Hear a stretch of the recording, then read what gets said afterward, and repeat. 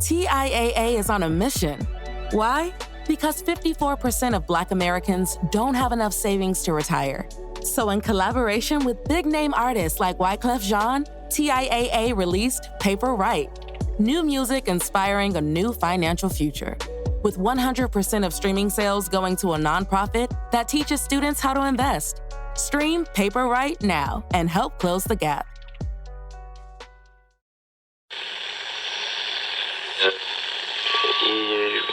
Empire.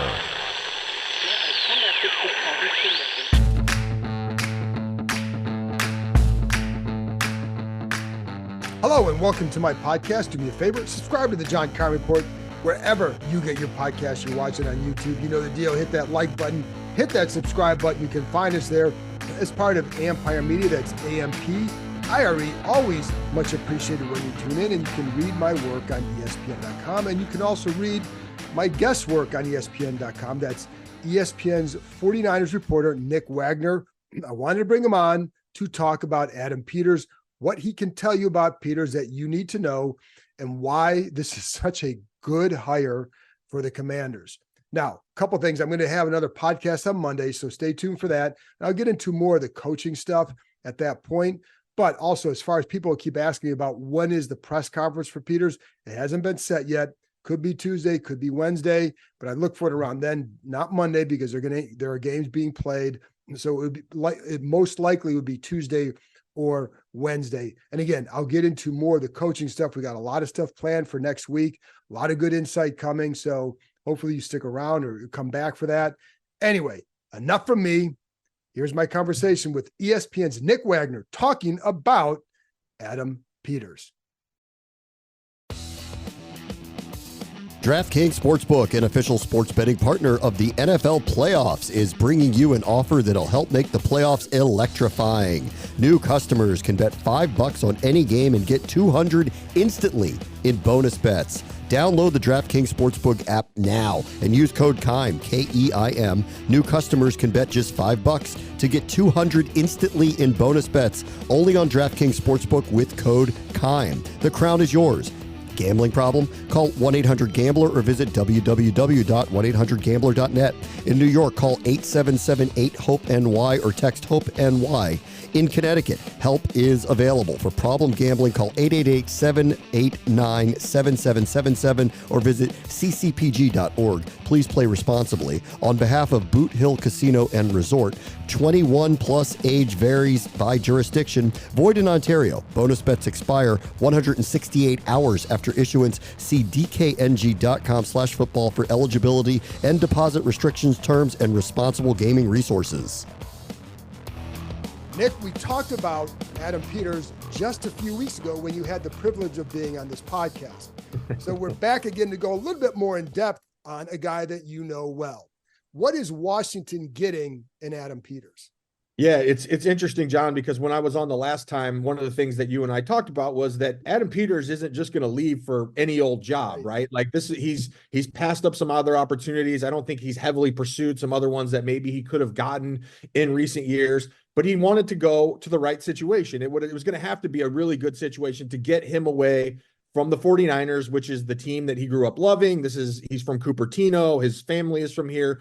All of those different things that we talked about. And then when we find out that Bob Myers is going to be heavily involved in the search, it was like, well, I think Adam may be real interested in this.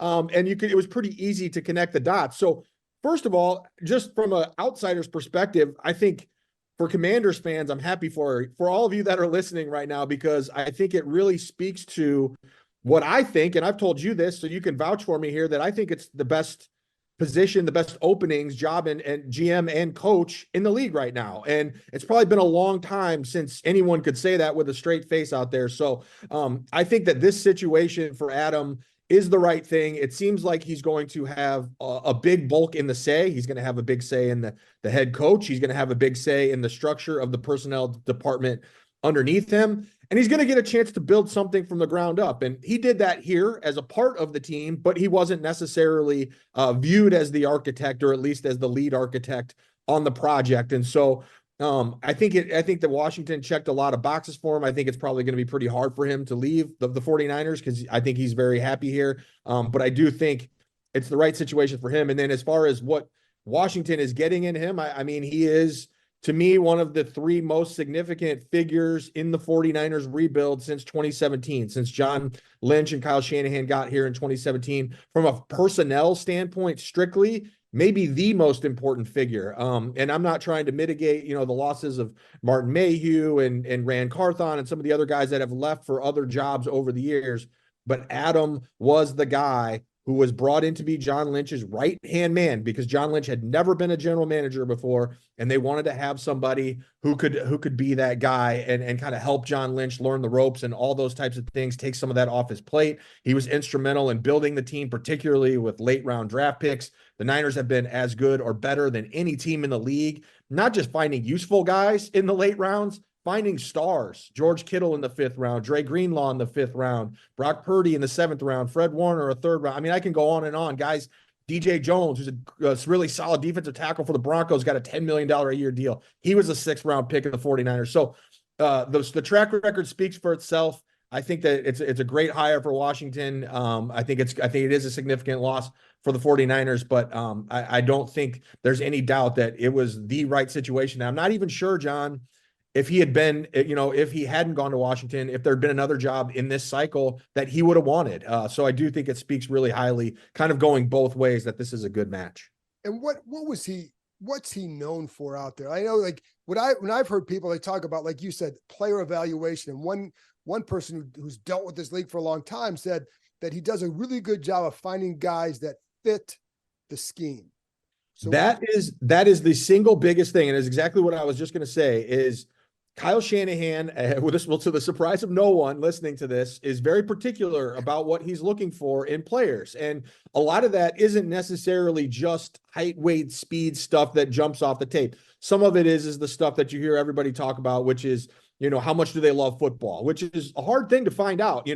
Guys can fake that. And so it's difficult. So that's a little part of it. But the other part of it is so much of draft evaluation, almost all of it, is projection, right? Like you're looking at a player, what he did in college, trying to determine what his opponent level was like, what his skill set is, and how it's going to translate, not just to a level that's more difficult, but to a scheme that is also more difficult, more intricate, all those types of things. And I think that is really where he made his bones. I just alluded to it.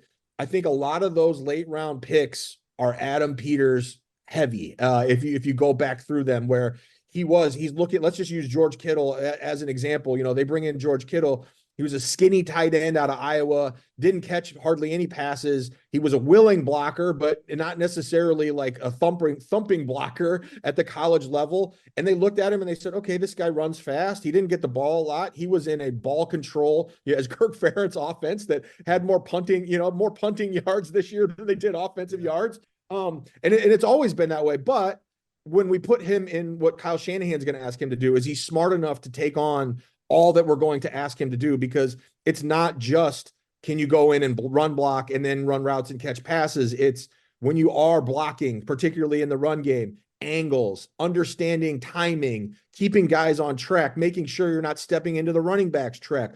All of these things that people don't necessarily think about, but like there's a very specific aiming point that George Kittle might have on a run play that if he doesn't hit it, the whole run play is blown up. And so I say all that to say, I think that's where Adam Peters has done a really good job, where he's identifying the specific skills and the strengths of certain guys and then figuring out how those project into what the coach that he's working with is going to do. And I do think that, if you're looking at, I know you guys are talking a lot about Ben Johnson out there as the primary kind of number one contender for that coaching job. It makes a lot of sense, because I think Adam Peters would find a little easier transition working with another offensive coach who is going to be demanding and asking for things like that, and they're going to be on the same page. Another one is Bobby Slowick. Yep. I mean, I would think that he would be high. I would assume he'd be high on his list. So, like, I don't know if you know what their relationship was like, but obviously Bobby and how he is. Yeah, and it is. I don't know the exact, how close they were or Right. anything like that. But I do know that both of those guys are really smart. And generally smart people. I mean, look at you and I having a conversation right now. Generally smart people generally have conversations and get together and talk. And so I think, Bobby Slowick, I am not at all surprised at the success that he's having in Houston. I actually talked to Kyle Shanahan last week about Bobby Slowick, helping out our teammate in Houston for a story he was working on Bobby. And, Kyle tells the story, and you've probably heard this many times. I've written it. It's been talked about a lot, but I wrote this in 2018. I think it's 2018. Kyle Shanahan will tell you that the single most important thing in his entire coaching career was working in Tampa when he was a quality control coach at night, every night. He would sneak into the defensive meeting room run by Monty Kiffin. Some of the coaches in that room, Mike Tomlin, Herm Edwards, Rod Marinelli, Joe Barry, guys that all went on to either be head coaches or defensive coordinators or both, like just a star-studded cast. And Kyle will tell you that experience, learning defense, the ins and out of defense, is what has made him so successful as an offensive coach. Bobby Slowick, when he got to San Francisco, you know what his job was, John? He was defensive quality control. So he was here. And exactly. And the same thing. So that's really a part of kind of the growth that you see. And I think that his understanding of defense from the inside out has made him a successful offensive coordinator.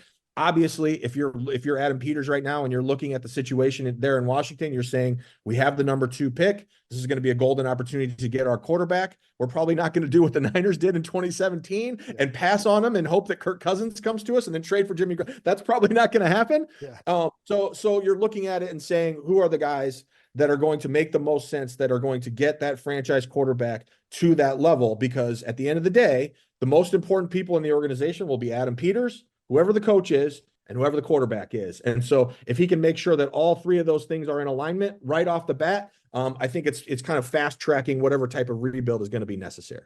And that's a good point too. And like just a couple more, but like because how long have you covered the Niners now? 2016 was my first year. So I did 1 year of Chip, and then I've been here with Kyle the whole time. So when they got there, that's where I knew you got there before, when it was kind of a messy situation. So how were they able to turn around? Because it wasn't just like, that was a tough job to go to at that time. Absolutely. And some of it was, Jed York was in a tough spot because they had been through 3 coaches in 3 years. And so any good coach that was going to go there, he basically just had to give him a blank contract and a check and say, come on, whatever you want to do, we're going to give you an opportunity to do it if you're going to get a good coach. Because, they had the falling out with Harbaugh. Balky and Harbaugh had the falling out. And then they hired Jim Tom Sula, which was just an abject disaster. And then they hired Chip Kelly, which I always say, Chip took a lot of crap here, but he didn't have a chance. Like this was an awful roster. Trent Baalke was on his 3rd coach, was basically had 1 foot out the door, and he and Chip were never really on the same page. So that was like a forced marriage. But the biggest thing, and I think any coach or GM that's done this, guys who've been around the league a long time will tell you, the single most important relationship, hell, Pete Carroll talked about it the other day in his press conference for a while. The single most important relationship you can have in a building, and you're doing this type of job, is between the coach and the general manager. And they don't have to necessarily be on the same page with everything, but they do have to be able to get on the same page. And that can mean disagreements. And in fact, disagreements are encouraged. Right. Kyle Shanahan and John Lynch will tell you, I've written about this before. Kyle Shanahan is Mr. Pessimism. He likes to call himself a realist, but John Lynch is Captain America. He's Mr. Optimistic. And so sometimes when they're talking through things, they just inherently disagree on the possibilities. Christian McCaffrey trade is a great example. John Lynch went to Kyle Shanahan and said, let's trade for Christian McCaffrey. I think we can do this. Kyle Shanahan said, no way. We don't have any 1st round picks. This is going to be too expensive. We can't do this. John Lynch is like, just give me some time. We work on it. Of course, Kyle was on board with the player. It was just the idea of how you get from A to B. Anyway, I say that because I think that is the number one thing. And it's why I admire what Washington is doing, because they're being diligent about trying to get who they want to be their figurehead, but also making sure that he's in place so that they can bring in a coach and make sure that they are simpatico, that they can work together. And that's the whole thing where, the Trent Baalke thing didn't work with Jim Harbaugh. And there's a lot of reasons for that. But let's say you're Washington and you wanted to hire Jim Harbaugh, or you wanted to hire Bill Belichick. Well, now you're giving them basically total control here, where I think you're going to get a little bit more of a cooperative with what you're going to look at there. And I think that is the most important thing, because you need that push and pull. It's like creative tension almost, I think, between coach and GM. And I think it's really important to have, so long as at the end of the day, when they do make a decision, even if they disagree on the ins and outs of that decision, when they make that decision, they're on the same page and they move forward together. Right. And I think that's a big key, because it's like people hear same page and think it's never universal agreement. It shouldn't be, because if it is, you're going to make a lot of mistakes. I think the way you challenge somebody is by sometimes disagreeing with them and forcing them to come to defend that. And you see the conviction and all that. So that, I agree with that. Like when Joe Gibbs was here with Bobby Bethard, they didn't always agree, but they built Super Bowl champions. So the last two things: one, Martin Mayhew worked there with Adam Peters. What do you think this might mean for Martin May? And by the time this comes out, we may have an idea, Mayhew, but what do you think this might mean for him? And what was his reputation with the Niners? I mean, everybody really liked Martin. I mean, anyone that's been around him out there, I'm sure, feels the same way. Just a class guy, a smart guy, just friendly, works really hard, all those types of things. He was the guy when they brought in Adam Peters, because Peters was relatively young when they brought him to San Francisco, at least in terms of holding a higher up position within the personnel department. So Martin was kind of going to be John Lynch's veteran guy that he could bounce stuff off, who'd been through things. So if he said hey, we're talking about this trade, when you made this trade for Detroit or whatever, what was that like? Can you talk, can you give me insight into how it played out? And so I think they had a really nice balance back then between Adam and Martin, where they were both sounding boards, but in kind of different ways, where Adam is kind of the young hot shot, for lack of a better term, but who's really good with personnel evaluation. And then Martin could kind of be there as the sounding board, who understands how this thing works, and he could maybe point out the flaws in someone that maybe others couldn't think, or maybe has a little bit better handle on, hey, this guy may not love football as much. Those types of things that we were talking about, where he's just been around so long that he can recognize certain things. So I don't necessarily know. I mean, better than me, of course, that, that it wouldn't be impossible for Martin to stay and keep working with Adam. I wouldn't be surprised by that. I'm not, to my knowledge, there's no bad feelings there or anything. I think they get along. So I could also see a scenario in which Martin comes back to San Francisco. If they do decide to part ways there in Washington. So I don't have any doubts that he's going to land on his feet one way or the other. But I don't necessarily know how Adam views that. I guess that just depends on what kind of structure he wants to build out. But again, for him, even still as a relatively young guy, as a GM for the first time, or as the head of football operations for the first time, having a sounding board who's been around and done that like Martin is probably not a bad thing. No, and Martin is a smart guy. And so, I think he does what he is asked. I think he understands how to fill the role he's asked to fill. So that's always a good thing. Last thing, I also heard that in the locker room, and you would know better, that Peters was pretty respected, that guys seem to like him. And I don't know how important that is as a general manager, but I think it's good when you have it. Is that a fair description? They definitely liked him. I have no doubt about that. I can tell you that right firsthand from talking to guys, that they liked him. And I do think it matters. And I think, one of the things that John Lynch has done here that he's kind of the thing he was best at right away is that personal side of the job. And in a lot of ways, we're sitting here talking, and I'm not trying to say that John Lynch hasn't done a good job on the personnel side. I'm just saying that I think Adam Peters had a big hand in a lot of that kind of stuff, and Kyle did as well. But what John is a unifier.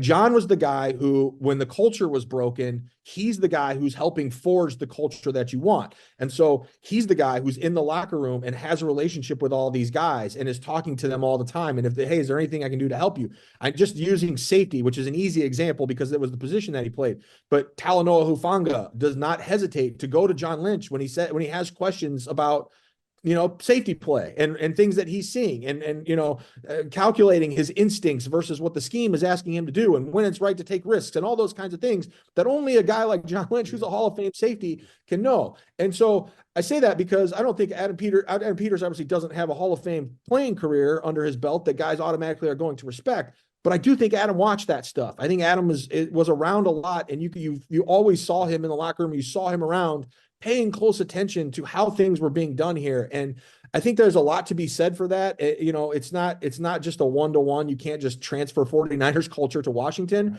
but I do think at least gives you an idea of this is what it's supposed to look like. And just to give you one more example, I spent some time yesterday with Steve Wilkes for a story that I'm working on. Steve obviously has been through the ringer a bit, in terms of kind of unfair opportunities with him as a head coach. Didn't work out in Carolina, didn't work out in Arizona. And I asked him, I said, Steve, what is like, when you go into coaching searches now, and his name has come up in Atlanta, it's come up with the Chargers.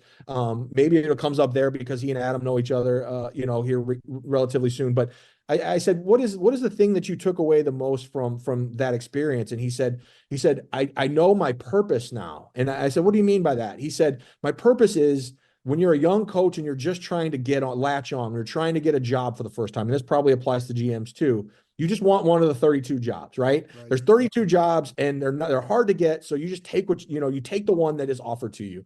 And he said, I can't do that anymore. It needs to be the right situation. It needs to be a situation where everybody's on the same page. The resources are there. The ownership is involved in the way that they're giving you what you need to succeed, but not overly involved so that they're meddlesome. Those types of things. And I say that because I think that is what an Adam Peters understands. He understands that even better than Steve Wilkes, because he's been here longer. But he knows that these are the things that he's going to have to instill, and these are the things that he's going to want, where you got to get the coach and the GM on the same page, and then you start finding players who fit in with what you're trying to do, and then it all works from there. That was a super long-winded answer. No, it's great. I bounced all over the place, but that is I think what you're going to see there in Washington. That's great. And I think, does this complete the Trent Williams trade, that Washington finally got something back? It might. Do you remember who did they end up drafting with the picks they got? Do you remember? Oh, you know what? I have to double check. I forget. And it was not a good trade for them. So it worked out okay for the 49ers, yes, but did. yeah. Anyway.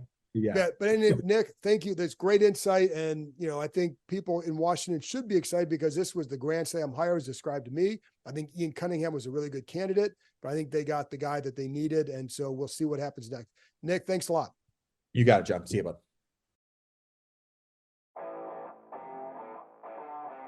That's it for this episode. Thanks to Nick for joining me, and thank you, as always, for tuning in.